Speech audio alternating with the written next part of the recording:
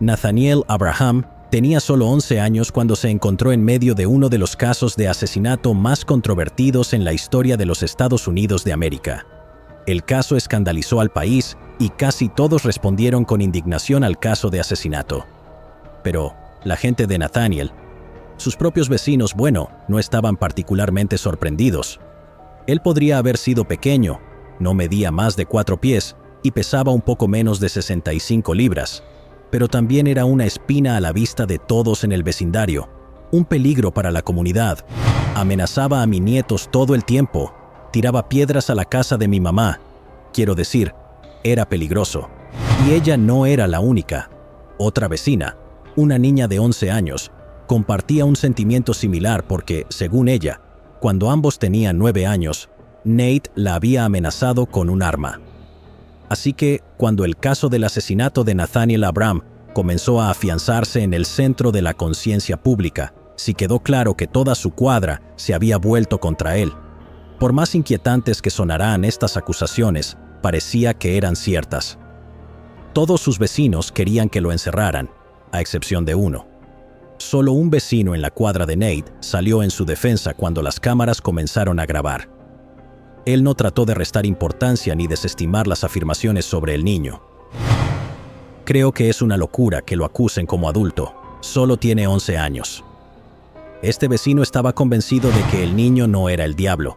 Solo era un niño destrozado que tomó decisiones terribles. Este hombre también había experimentado una versión de Nate que sus vecinos no habían tenido la oportunidad de ver. Él quería que el gobierno y los fiscales fueran suaves con el joven. ¿Por qué?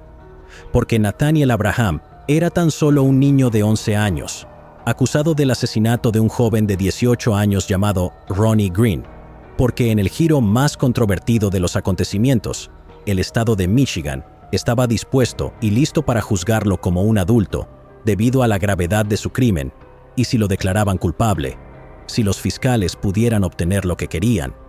El pequeño Nate pasaría el resto de su vida en prisión por un crimen que cometió cuando solo tenía 11 años. Algunos dirían que el asesinato es asesinato, independientemente de la edad. Eso es lo que hace que las complejidades de esta historia sean aún más interesantes. Permítanme dejar las cosas claras antes de sumergirnos en este caso. La verdadera víctima en esta historia fue Ronnie Green, de 18 años. Nate era un preadolescente que mató a un adolescente y ahora tenía que enfrentar las consecuencias. Entonces, ¿qué salió mal? Tenemos que rastrear el hilo hasta el principio. Pontiac, Michigan, 1986. Meses después de su nacimiento, su padre se fue y nunca regresó. Este cambio repentino resultó en increíbles dificultades para la familia, porque Nate no era el único hijo. Eran 6. Su madre, Gloria, se vio obligada a aceptar 2 trabajos para mantener a flote a su familia. Ella tenía que trabajar día y noche, por lo que nunca estaba presente, y los años de formación de Nate se fueron consumiendo bajo el cuidado de sus hermanos mayores.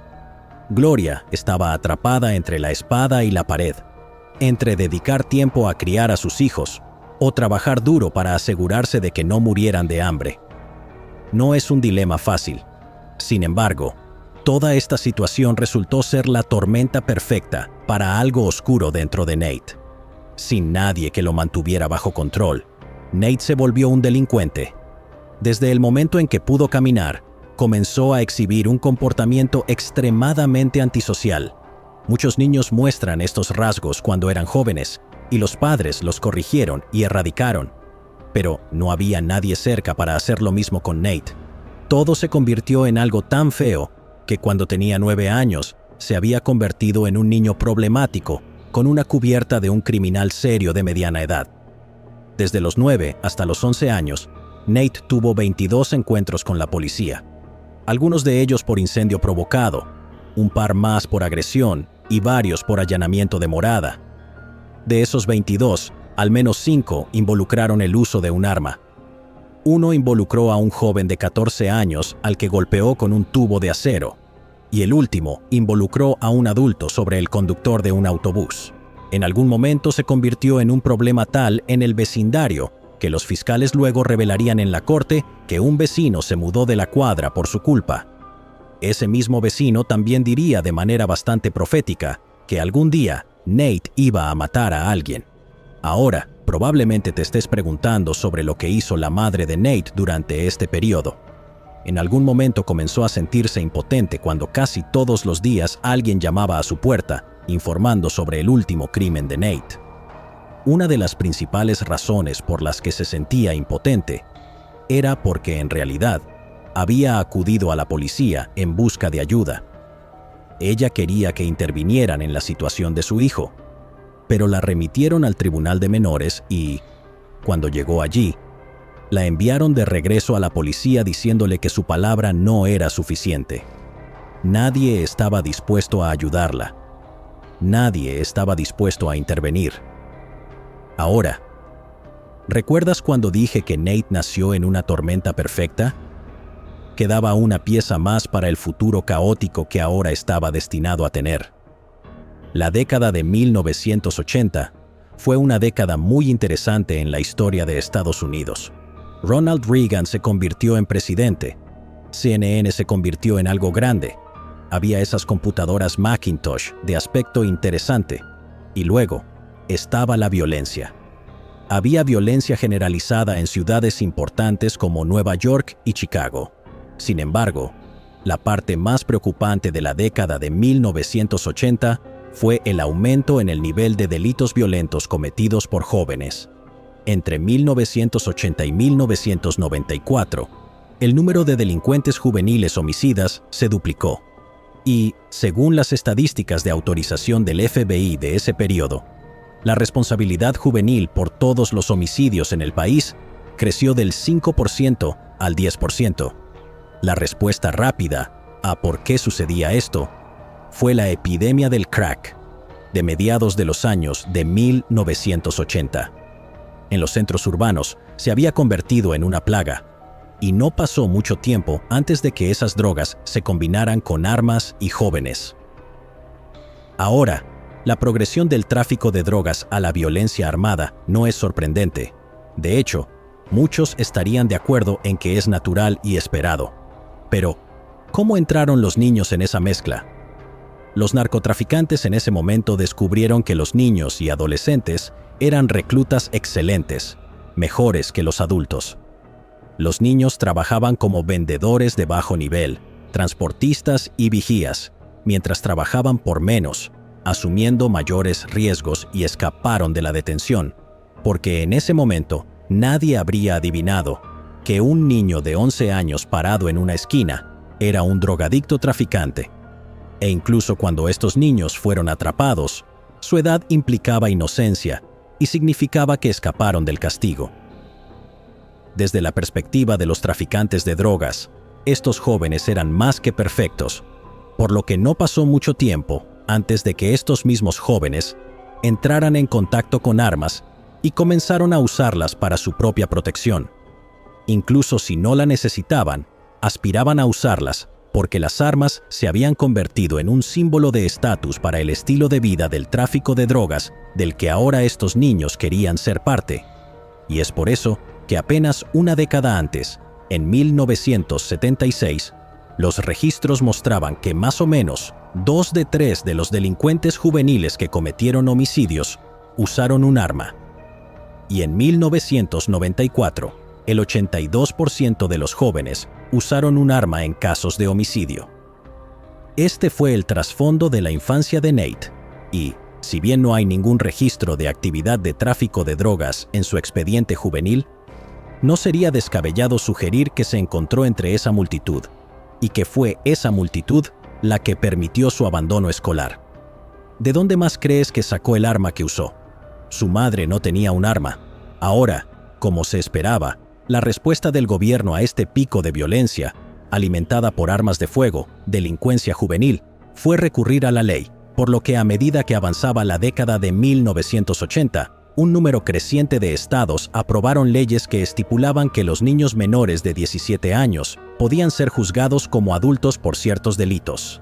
Era una forma extraña de abordar el problema, porque no en busca de soluciones directas, simplemente estaban añadiendo el castigo. Los partidarios de esta ley, que casualmente eran civiles como usted y yo, salieron a las calles agitando pancartas y lemas que decían «Crimen de adultos», «Tiempo de adultos». Y en 1992, más de 40 estados habían aprobado leyes para juzgar niños como adultos. Pero ninguna versión estatal de la Ley de Justicia Juvenil igualaba la severidad de Michigan. Michigan, el mismo estado en el que nació Nathaniel Abraham, donde se crió y cometió su crimen devastador, no estableció límites a la edad en que un niño podría ser juzgado como adulto. Llamaron a su ley ser duros con los delincuentes juveniles. De hecho, cuando a uno de los senadores estatales que impulsaron esta ley se le preguntó si un niño de 4 años podía ser juzgado como adulto, su respuesta fue un rotundo sí. El escenario ahora estaba listo para el crimen de Nathaniel Abraham.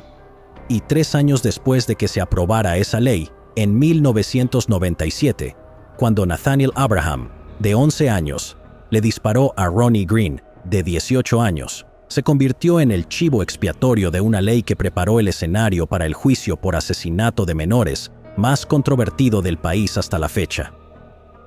El 31 de octubre de 1997, hubo una conmoción en la escuela secundaria de Lincoln. Había agentes de policía en la clase de 6º grado y estaban leyendo sus derechos, no al maestro de la clase, sino a Nathaniel Abraham, de 11 años, disfrazado de Halloween. Un día antes, el 30 de octubre de 1997, un joven de 18 años llamado Ronnie Green había fallecido después de luchar por su vida durante casi 24 horas. Había recibido un disparo en la cabeza con una sola bala, de un rifle calibre 22. Mientras los investigadores luchaban para descubrir quién era este asesino, descubrieron que el día anterior, Nathaniel Abraham, de 11 años, había robado un rifle calibre 22 y salió a disparar. Disparó a la casa de un vecino. Primero falló por poco al dueño de la casa, y momentos después estaba parado en un grupo de árboles a unos 200 pies de una tienda de conveniencia, apuntó y disparó una bala que golpearía a Ronnie Green, de 18 años, en la cabeza y lo mataría aproximadamente un día después. Mientras Nate admitía que él fue quien disparó a Ronnie, negó haberlo apuntado. En lugar de eso, afirmó que solo apuntaba a bombillas y árboles. El disparo que mató a Ronnie Green fue, según él mismo admitió, un error desafortunado. Los fiscales no se lo creyeron. A pesar de que el niño de 11 años nunca había conocido a Ronnie Green antes del tiroteo, estaban convencidos de que deliberadamente se había propuesto matar a alguien ese día. Si te preguntas qué impulsó la condena del fiscal, bueno, tenían pruebas de que Nate había hablado con su novia diciéndole que iba a matar a alguien en la mañana. Tras la trágica muerte de Ronnie Green, y que después del tiroteo se había jactado del asesinato que había cometido ante sus amigos, con el respaldo de la ley de endurecimiento de Michigan contra los delincuentes juveniles, los fiscales recibieron permiso para juzgar a Nate como adulto, acusándolo de asesinato en primer grado y varios otros delitos graves. Nate fue arrestado, esposado y enviado a Oakland County Children's Village, un centro de detención juvenil en Michigan, mientras esperaba el juicio. El arresto fue profundamente controvertido, lo suficientemente controvertido como para dividir profundamente al país en varias líneas éticas. Mientras que había muchos que no estaban dispuestos a contribuir durante el debate, hubo muchos más que pensaron que se trataba de un castigo apropiado para Nate, de 11 años. Había una abrumadora mayoría, especialmente en la comunidad negra, que estaba en contra de la decisión. La Amnistía Internacional, el reverendo Al Sharpton y probablemente todos los principales activistas de derechos civiles en el país protestaron contra todo el asunto, calificándolo de una vergüenza para el sistema de justicia que debería proteger a los niños, delincuentes o no. Como señalé antes, estaban tratando de juzgarlo como a un adulto, y si lo declaraban culpable, lo enviaría a prisión por el mismo motivo, por el resto de su vida. Un abogado estuvo tan indignado por el caso que decidió aceptarlo por bono y sin costo alguno hacia la familia de Nate. Este abogado se llamaba Jeffrey Fieger. Era un abogado que, hasta ese momento, se había ganado la reputación de ocuparse de la mayoría de los casos que los abogados no tocarían. Su cliente anterior más infame en ese momento fue un hombre llamado Jack Kevorkian, también conocido como el Doctor de la Muerte. Jack Kevorkian era un médico de verdad, con el historial de un villano de cómic. En su historial, el hombre había abogado por la extracción de los órganos de presos condenados a muerte. Mientras era patólogo, experimentó transfundiendo sangre de personas recientemente fallecidas a pacientes vivos. Hizo muchas cosas extrañas y poco éticas a lo largo de su carrera como médico, pero la más controvertida fue la que consiguió que Geoffrey Fieger lo representara como su abogado en la corte. Involucró el suicidio asistido en Michigan. La historia de Kevorkian es digna de su propio video, así que no entraré en esa madriguera de conejos. Solo sé que, si bien la situación de Nate fue controvertida, no era nueva para Geoffrey Fieger, e inmediatamente asumió el caso de Nate. Comenzó una serie de mociones y apelaciones que retrasaron el juicio por al menos 2 años más, tiempo suficiente para que él se preparara. El 29 de octubre de 1999 comenzó el juicio por el asesinato. La primera aparición de Nate en el tribunal parecía sacada de un sketch muy oscuro de SNL. Estaba vestido con un uniforme de prisión de gran tamaño. Había esposas en sus muñecas y cadenas en sus pies. Cuando le pedían que levantara la mano derecha, levantaba la izquierda. A mitad de las audiencias, comenzaba a sollozar y durante la mayor parte del juicio parecía perdido. Pero los fiscales y los políticos quienes apoyaron esta ley estaban empeñados en llevarla hasta el final. Voy a dispararle a alguien. En su declaración inicial, la fiscal Lisa Halushka dramáticamente escribió esas palabras para que las leyera el jurado. Afirmó que estas eran las palabras que Nate, de 11 años, le contó a su novia días antes del asesinato. Mientras avanzaba el juicio, este fiscal llamó a testigos que apoyaron la idea de que el acto de Nathaniel fue en realidad un asesinato premeditado. Según los testigos, había robado el rifle oxidado que usó y luego practicó tiro al blanco a globos y a las casas de sus vecinos antes del tiroteo fatal de Ronnie Green. Más tarde, el fiscal también señalaría que Nate le había contado a la policía historias contradictorias sobre el tiroteo, lo que, según ella, era una prueba de que sabía lo que había hecho y que estaba mal. Cuando se trataba del turno de Geoffrey Fieger, argumentó que el tiroteo fue un desafortunado accidente. No cuestionó el hecho de que Nathaniel disparara el arma, pero insistió en que el niño no estaba tratando de herir a nadie. Fieger trajo a un tirador experto para que se presentara como testigo, quien testificó que habría sido casi imposible acertar deliberadamente a un objetivo pequeño desde más de 200 pies, que era la distancia aproximada que Nate estaba de la víctima, y era aún más improbable porque el rifle que usó era viejo y maltratado. Más tarde, Fieger llamó al psicólogo infantil para describir el estado mental de Nathaniel. Según estos expertos, Nate tenía un coeficiente intelectual de 70, y en el momento del asesinato, su proceso de pensamiento era como el de un niño de 6 años. Trató de demostrar que Nathaniel carecía de control de impulsos y de la capacidad mental para formar la intención de matar. Sin embargo, la fiscalía llevó a su propio psicólogo al estrado como testigo y él refutó la afirmación de que Nate no podía tener la intención de matar. El caso de Nate era delicado. Si estabas frente a la familia del fallecido, ¿cómo podrías decir que el asesino de su hijo es solo un niño? En cierto modo, había algo extraño en toda la premisa del caso, porque si Nate hubiera sido un hombre de 30 años que fue examinado por un psicólogo de la corte y se determinó que tenía la capacidad mental de un 6 años, Nate, de 30, ¿todavía sería juzgado? Pero, espera un minuto.